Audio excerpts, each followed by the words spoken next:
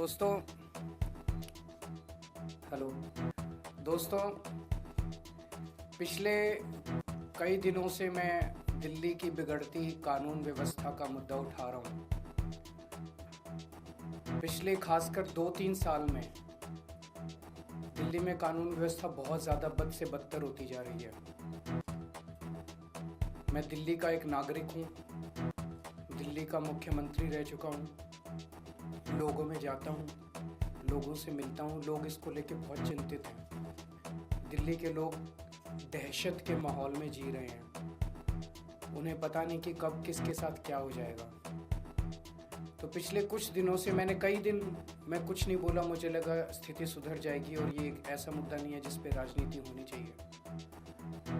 लेकिन जब स्थिति बद से बदतर होती जा रही है और खुलेआम दिल्ली के अंदर सड़कों के ऊपर गोलियां चलने लगी हैं, ऐसा लगता है कि गैंगस्टर्स ने दिल्ली के ऊपर कब्जा कर लिया है, तो मुझसे चुप नहीं रहा गया और मैंने दिल्ली की कानून व्यवस्था को लेके सवाल खड़े करने चालू किए। मैं नांगलोई गया। नांगलोई में एक दुकान के बाहर 2 मोटरसाइकिल पे सवार व्यक्ति आए और उन्हें धुआंधार गोलियां चलानी चालू की। मैं नांगलोई गया। मुझे नांगलोई जाने से बीजेपी का कार्यकर्ताओं ने रोका, मुझे रास्ते में ही रोक दिया, मुझे जाने नहीं दिया, पता नहीं क्यों। पूरे दिल्ली के अंदर आज बिजनेसमैन डर के माहौल में जी रहा है। उसे फिरौती की कॉल आती है। अगर वो फिरौती नहीं देता तो थोड़े दिन के बाद उसके दुकान के सामने शूट आउट हो जाता है, एक मैसेज देने के लिए, संदेश देने के लिए कि अगर तूने नहीं किया तो तेरे साथ कुछ भी हो सकता है। आज बिजनेसमैन को ये नहीं पता मैं सुरक्षा के लिए कहाँ जाऊं। कल मैं पंचशील एनक्लेव गया। पंचशील एनक्लेव में वो एक तरह से दिल्ली का सबसे पॉश एरिया माना जाता है। वहाँ पे 64 साल के एक बुजुर्ग की निर्मम हत्या, चाकू गोद के उनकी निर्मम हत्या कर दी गई। सीनियर सिटीजन्स जो हमारे दिल्ली में बहुत हैं, बहुत सारे ऐसे बुजुर्ग हैं जिनके बच्चे बाहर चले गए पढ़ने के लिए, नौकरी करने के लिए, अकेले रहते हैं, वो आज दहशत के माहौल में जी रहे हैं। दिल्ली की महिलाएं दहशत के माहौल में जी रही हैं। कभी किसी के साथ ईव टीजिंग तो रोज़ का ही काम है, लेकिन कभी किसी का अपहरण हो जाता है, मर्डर हो जाता है, गैंगरेप हो जाता है। आज महिलाएं दहशत के माहौल में जी रही हैं। आज मैं तिलक नगर जा रहा हूँ। तिलक नगर 2 दुकान वालों से मिलूंगा जिनकी दुकानों के बाहर शूट आउट किया गया। मैंने सोचा था ये सारे मुद्दे उठाऊंगा तो एक उम्मीद थी कि अमित शाह जी, आप सब लोग जानते हैं कि दिल्ली की शिक्षा, स्वास्थ्य, बिजली, पानी, ये चुनी हुई दिल्ली की सरकार आम आदमी पार्टी की सरकार के पास है। लेकिन दिल्ली की सुरक्षा, दिल्ली की कानून व्यवस्था, दिल्ली के लोगों की सुरक्षा जो है वो केंद्रीय गृह मंत्री के सीधे अंडर में आती है, अमित शाह जी के अंडर में आती है। तो मुझे उम्मीद थी कि मेरे मुद्दे उठाने पे अमित शाह जी कुछ कार्रवाई करेंगे। अमित शाह जी बलात्कारियों को पकड़ेंगे, अमित शाह जी गैंगस्टर्स को पकड़ेंगे, अमित शाह जी पुलिस को बोलेंगे कि इस तरह की घटनाएं अब नहीं होनी चाहिए। अमित शाह जी कठोर कदम उठाएंगे, ठोस कदम उठाएंगे, जिससे दिल्ली वासियों को कुछ सुकून मिलेगा। लेकिन इसकी बजाय हमने देखा कि कल मुझ पे हमला करवा दिया गया। मैं पदयात्रा में जा रहा था, मेरे ऊपर एक लिक्विड फेंका गया। वो लिक्विड हार्मलेस था, लेकिन वो हार्मफुल भी हो सकता था। कल हमारे एक एमएलए को गिरफ्तार कर लिया गया। उस एमएलए का कसूर ये था कि वो एमएलए भी इस किस्म के गैंगस्टर्स का विक्टिम था। उसके पास भी फिरौती की और अलग अलग तरह से गैंगस्टर्स की कॉल्स आ रही थी। आज से 1.5-2 साल पहले उसके पास कई सारी कॉल्स आई, जिसकी बाकायदा उसने लिखित शिकायत दिल्ली पुलिस को की कि मेरे पास कपिल सांगवान उर्फ नंदू नाम के गैंगस्टर की बार बार कॉल्स आ रही हैं, मुझे धमकियां मिल रही हैं, मेरे परिवार को धमकियां मिल रही हैं, मुझे उनसे बचाइए। मैं उनके एक कंप्लेंट, आप उनकी कंप्लेंट सुनोगे तो आपका भी दिल पसीज जाएगा। जो उन्होंने पुलिस को कंप्लेन की है, मैं उस कंप्लेन के कुछ हिस्से पढ़ के सुनाना चाहता हूँ। ये कंप्लेन उन्होंने की है धालीवाल साहब, जो कि स्पेशल कमिश्नर ऑफ पुलिस हैं, उनको कंप्लेन की है। सब्जेक्ट है complaint against Shri Kapil Sangwan alias Nandu of Nandu gang and his brother for extending threats of life for the purpose of extortion. इसमें वो लिखते हैं ऑन 23 मई 2023, आज से 1.5 साल पहले, I received a WhatsApp call from mobile number so and so and also from mobile number so and so from a person who introduced himself as Kapil Sangwan alias Nandu of Nandu Gang, and in the said call he threatened to follow his commands and dictates, failing which he will kill me and my family. To instill serious fear in my mind, he even disclosed the whereabouts of my son. उसने बताया कि तेरा बेटा इस वक्त यहाँ है, अगर तू हमारी बात नहीं मानेगा तो तेरे बेटे के साथ कुछ भी हो सकता है। He even disclosed the whereabouts of my son who is living abroad and also disclosed whereabouts of my other family members. Since then he has called me around 35 to 40 times from the said mobile numbers for the purpose of threatening and extortion.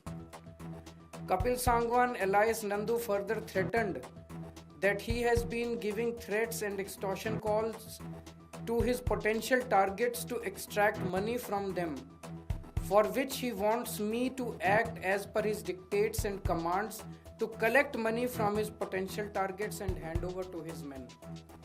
कि फलाने फलाने लोगों से तू पैसे इकट्ठे करके ला और मेरे को हैंड ओवर कर।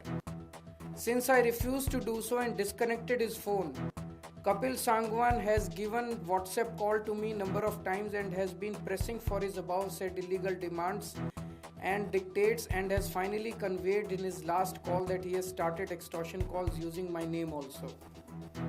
In planning of extortion from his potential targets, Kapil Sangwan wants me to contact his potential targets to convey message of extortion for demand of money and to collect extortion money from his targets.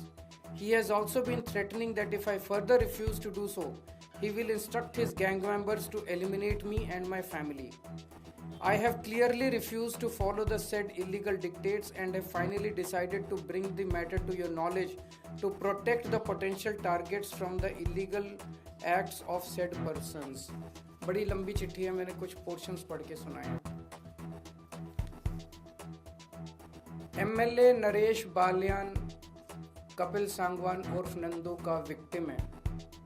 वहाँ से उनको इस तरह की कई धमकियाँ आई और उन्होंने, ये मैंने एक ही चिट्ठी पढ़ी है, उन्होंने कई चिट्ठियाँ दिल्ली पुलिस को लिखी कि इसके ऊपर कार्रवाई की जाए, मुझे लगातार धमकियाँ आ रही हैं। उस पर कार्रवाई करने की बजाय कल दिल्ली पुलिस ने नरेश बालियान को गिरफ्तार कर लिया। कल मेरे ऊपर हमला कराया गया। हमारा कसूर क्या था? हमारा कसूर था कि हम लोग दिल्ली की बिगड़ती हुई कानून व्यवस्था की बात उठा रहे थे। कल नरेश बालियान की गिरफ्तारी से अमित शाह जी ने दिल्ली की जनता को क्या संदेश दिया है? उन्होंने सीधा सीधा संदेश दिया है कि अगर तुमने कंप्लेन करने की कोशिश करी, अगर तुम्हारे साथ कुछ भी होता है और तुमने कंप्लेन करी, तो तुम्हें ही, तुम्हारे ऊपर हमला भी कराया जा सकता है, तुम्हें गिरफ्तार भी किया जा सकता है। कंप्लेन करने की हिम्मत मत करना। ये सीधा सीधा मैसेज है। गैंगस्टर्स को क्या संदेश दिया अमित शाह जी ने? कि मैं हूं तुम्हें बचाने के लिए, चिंता मत करना। कोई कंप्लेंट आएगी, कंप्लेनेंट की ऐसी तैसी कर देंगे, कंप्लेन करने वाले की ऐसी तैसी कर देंगे, तुम चिंता मत करना, मैं बैठा हूं गृह मंत्रालय में तुम लोगों को बचाने के लिए। कौन बचाएगा फिर लोगों को? लोग किसके पास जाएंगे? लोग किसके पास कैसे शिकायत करेंगे फिर लोग? मैं अमित शाह जी से कहना चाहता हूं कि अगर आपके अंदर हिम्मत है तो आप इन गैंगस्टर्स को गिरफ्तार करके दिखाइए। बच्चा दिल्ली का जानता है कि दिल्ली के अंदर कौन कौन गैंगस्टर्स ऑपरेट कर रहे हैं। अगर हिम्मत है तो उन गैंगस्टर्स को गिरफ्तार करके दिखाइए। दिल्ली के अंदर जो मर्डर कर रहे हैं उनको गिरफ्तार कीजिए। दिल्ली के अंदर जो बलात्कार कर रहे हैं, अपराधी घूम रहे हैं, उनको गिरफ्तार कीजिए। मेरे ऊपर हमला कराने से, मेरे एमएलए को गिरफ्तार करने से क्या दिल्ली की महिलाएं सुरक्षित हो जाएंगी? मेरे ऊपर हमला कराने से, मेरे एमएलए को गिरफ्तार करने से क्या दिल्ली के बिजनेसमैन सुरक्षित हो जाएंगे? मेरे ऊपर हमला कराने से, मेरे एमएलए को गिरफ्तार करने से क्या दिल्ली के नागरिक, सीनियर सिटीजन सुरक्षित हो जाएंगे? अब दिल्ली की जनता अमित शाह जी आपसे ठोस कदम की उम्मीद करती है। अगर आपके कोई क्वेश्चंस हैं तो बताएं।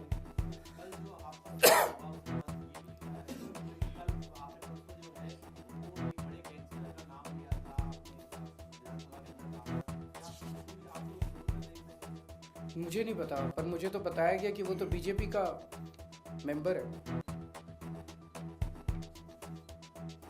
दिल्ली विधानसभा चुनाव में सर आप पदयात्रा निकाल रहे, दूसरी तरफ बीजेपी परिवर्तन यात्रा निकालने की बात कर रही है दिल्ली में। निकालने दीजिए सबको। देश जनतंत्र है और स्वाधीन देश है, सबको अपनी अपनी यात्रा निकालने का अधिकार है।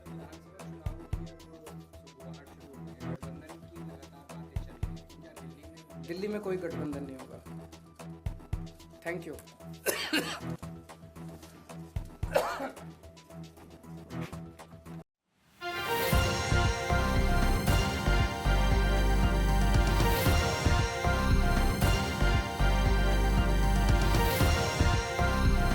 आप देख रहे हैं न्यूज़ वन प्लस, हर वक्त हर खबर।